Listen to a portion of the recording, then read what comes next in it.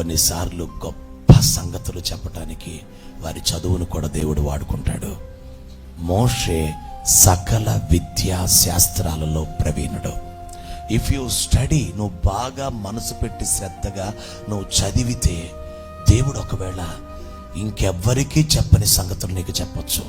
పౌలు కూడా చాలా బాగా చదువుకున్నవాడు. అందుకే పౌలుకి ఎవ్వరికి చెప్పని సంగతులు చెప్పాడు. ఎందుకంటే ఆ చదువుకున్న పౌలైతే బాగా వివరిస్తాడు, చదువుకున్న మోషే అయితే బాగా వివరించి రాస్తాడు.